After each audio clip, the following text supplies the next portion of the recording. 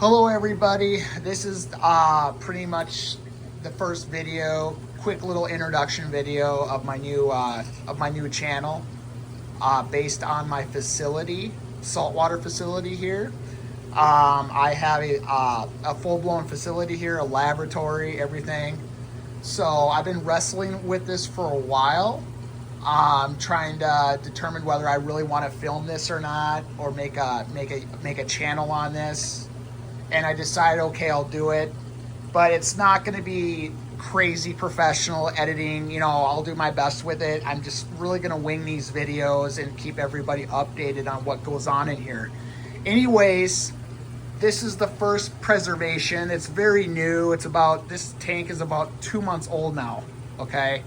So I have a lot going on in here. I've done this a lot years ago, okay? I came back to the industry. I decided to come back. And I did have a successful reef tank beforehand, and I decided to come back. But yes, I have a Red Sea tank. Let's just hope it doesn't leak on me, okay? The reason why I went with Red Sea is because, to me, I like their tank dimensions the best. Their tank dimensions made the most sense to me. It was really hard to find other manufacturers that had these dimensions for the gallon ratio. Otherwise you'd have to go really big, you know. Anyways, yeah, I really like this setup, and that's the second reason is this here. The what is it, the filter mat. And I know you can retrofit those to other sumps and stuff like that. I don't know, I didn't want to monkey with it. This thing just connected right up perfectly to the system. I just recently bought a doser because I've been having alkalinity drops like crazy that actually caused some corals in here to die. So now I'm gonna have to keep testing. I've been testing like crazy almost every day to see where my elk is at, and now it's starting to drop even with that dosing. So I'm gonna have to make sure that I adjust that tonight and make it even dose even more. I actually adjusted it today already, but I'm gonna adjust. I might have to even go higher than what I adjusted it to. I'm gonna say the skimmer does a crazy good job. I can't believe it. Like, I can clean this thing out tonight and it will be dirty again tomorrow. It does a really good job. I've had a lot of growth in this tank already. I mean, that was a small frag when I bought it like a month ago.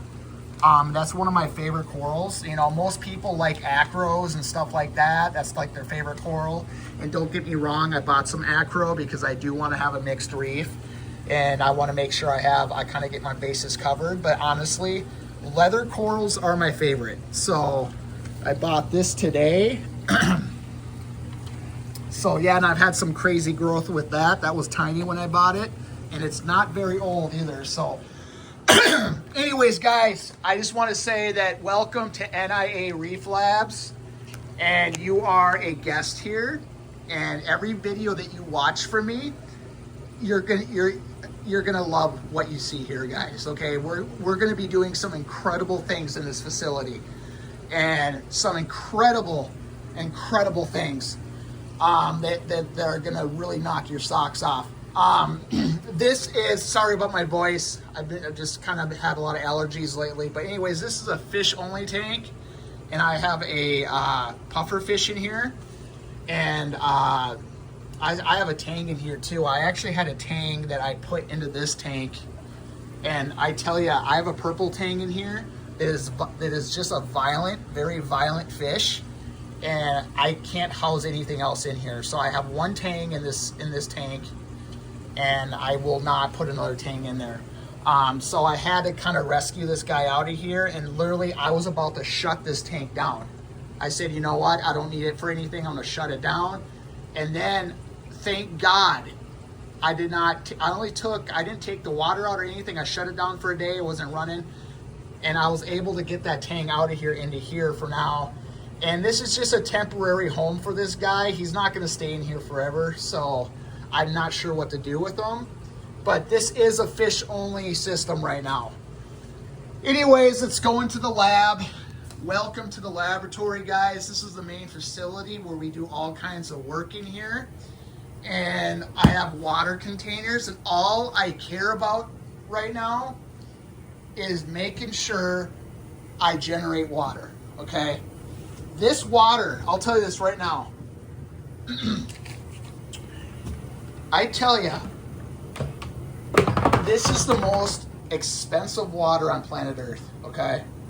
I'm going to take this out a little bit. There you go. This is the most expensive water on planet Earth, and it is gorgeous. It's worth a lot of money just because it takes a lot of time to make, guys, okay? Sometimes, you know, I have emergency buckets down there just in case I got to run to another facility to get water on an emergency. Some reason this thing didn't work. I do all my testing here, guys. This is where I do all my testing. And then I have a nano tank right here for close up. I do this for like smaller fish. Like I have a goby right here. It's a high fin that I've been studying a lot lately, okay? I've been studying him a lot and analyzing him a lot. And if I were to put him in that big tank, he would be gone. I had him in the 33 gallon, actually, the fish only, and I still couldn't find him. It was a miracle. When I shut that tank down and I was taking things out, he so happened to be swimming around. I thought he was gone. I thought he died or something.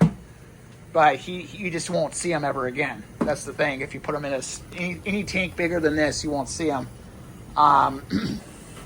This is the database where I record stuff, and then I have a microscope back here, storage, etc. I can't tell you the wires, everything that's required to make this place run, guys. It's not a joke, okay? So I just want to say that right now. Okay, I had a piece of paper. There it is. There were some people that wanted to ask me some questions, okay? They've been pushing me to make a series on my facility, okay? And I'm going to ask these questions. There's two here, one from Scott. What is your facility built for? Okay, guys, maybe I should put this camera on a tripod now. And let me see here. This is a really this is not going to be very professional, guys. I want to say this right now. Let me see here. It's more like a live session, but that's fine. I'll make the videos more professional as the channel continues. But right now, I just want to get one up about the facility. I'm trying to figure out how to reverse. You know what? You won't see me in this video. I'm sorry. I'm just going to answer the questions from Scott. Okay, what is your facility built for, guys? My facility. Let me see here. I really would like to. I can't believe it doesn't let you. All right, guys. I apologize for the interruption. I really think it is important that I'm in the video too, just to introduce myself. I'm Paul Ironton. I'm sorry about that interruption. The recording stopped and I was trying to reverse it on the camera there to show me. But I was going to answer some questions here what the facility is about, okay? The first one is from Scott. What is your facility built for? Guys, this is a marine preservation facility, okay? It is probably going to be the highest end private facility ever built. This place is not government funded, okay? We're gonna have a lot of stuff in here. This is only the beginning. First off, I have three, I should say tanks, or what's the other term? There's other terms for. I'll just say tanks. I have 3 tanks right now running to preserve marine life. 2 of them are fish only. Actually, that one has some coral in it, but it's that 15-gallon, guys. I'll tell you this right now. When you start those things up, unless you're on top of it every single minute, it's going to be very hard to put coral in there right away, okay? You can get away with putting coral in a bigger tank right away. You'll still have some die-off. You're going to have some stuff happen, okay? You're going to have algae problems, all that stuff, but the coral will still live. But you still have some die-off. You're going to have die-off all the time anyways in these tanks. There's always going to be a small percentage of coral, even on your best case, where some will just die for no reason. I'll warn you if you were to get into this industry. So that 15 gallon is just not stable. Everything was going bad in there. I literally had to transfer.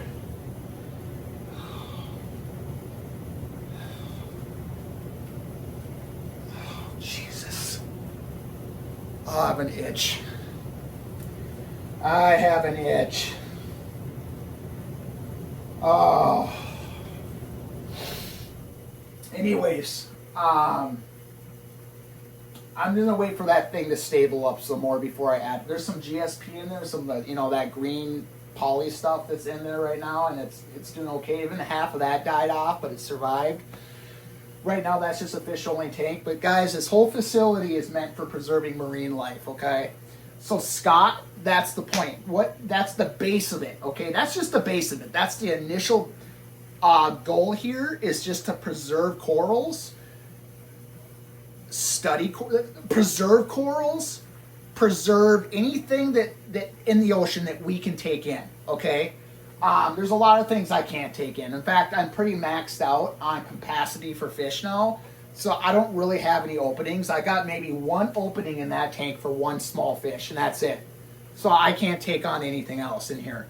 And I might be able to put another one in the big tank, in the 90 gallon, but we'll have to see how everything plays out with that. I want to see how the phosphates play out. If the phosphates just keep stacking on, I got a high maintenance to keep them down. I will not add any more to it. We'll see how it plays out. But right now we're pretty maxed out. But yeah, we're here to preserve corals, fish, and anything that belongs in the ocean, and we're here to study them too.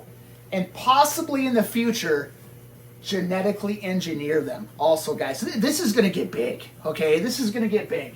So possibly in the future, genetically engineer them. I've already ran some experiments already in here, okay? I don't really want to talk about it because it's a touchy thing, okay? It's a really, really touchy thing.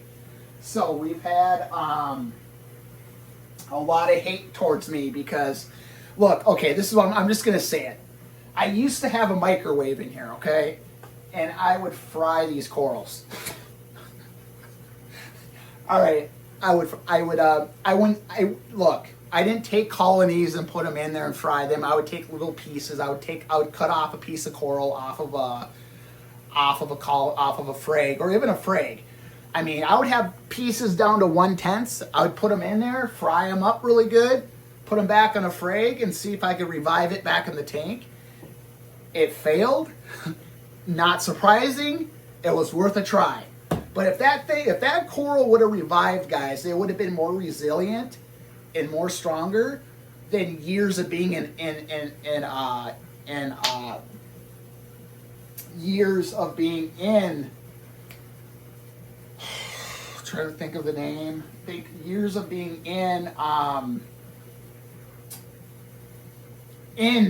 these facilities. Okay, I mean, already corals are just for being in people's tanks. Corals are already building more resilience already just for being in these tanks, because they're experiencing a lot of fluctuation and chemistry changes and stuff like that on a daily, if not weekly if not daily basis, that causes them to build more resilience. I mean, in the ocean, everything is pretty flatlined the whole time. And even in the ocean, corals still die, okay? So don't be afraid, guys. If you enter this industry, I want to promote this. I don't want to be the only place that has a facility like this. I don't want to be the only person. I promote you to do the same thing. We need more people growing coral and preserving this stuff, okay? Because the oceans are only going to die, stuff's only going to die out more until we can figure out what is going on with the earth. And I'm not going to get political. I'm not here to do that. I don't want to talk about that. But I mean, and no, it's not. I don't want to talk about it. I bit my tongue. I don't want to talk about it. But anyways, that's what we're doing here. Next question is from what was his name? Anthony. There was two guys that wanted me to do this. So Anthony said he wanted me to do a question. And I was like, Anthony, this is the thing. Anthony was trying to ask me questions over Messenger, and I said, no, I will not answer your questions. Only way I will only do it if you watch the video. So Anthony asked me one question. It's a really simple question. He goes, how do you manage everything by yourself? Guys, it's a lot of work, and it's kind of I mean, honestly, Anthony, you could have done a better question than that. I'm surprised that's all you had to ask me, but I will answer it. It's work. It's a lot of work, guys. It's a lot of commitment, hours in the lab here, working. I will eventually, I'm going to grow this facility over time. Hopefully I can take over the entire basement or even get a commercial property and start hiring techs and other people. But right now we're just running it down here. There's nothing wrong with just doing it in your basement either. But anyways, that's pretty much all I had to say, guys. It's just a lot of work. I mean, I put the whole, hours of work. I mean, honestly, if we go into detail, to clean these 3 tanks, we're looking at 3 hours, okay? Look, that may sound like a lot, but I am very particular on making sure everything is perfect.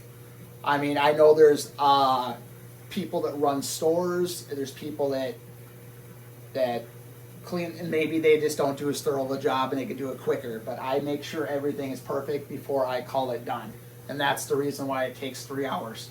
And that's just for the tank cleaning. That's not for the testing and everything else. So, but anyways, it's just a lot of commitment to do what I do. But that's what we do here, guys, okay? But anyways, that's all I got to say. Welcome. This is a quick little intro video. Hopefully this was good enough for you. And that's all I got to say. I will continue to put videos up on what's going on in here. So it's just that simple. All right.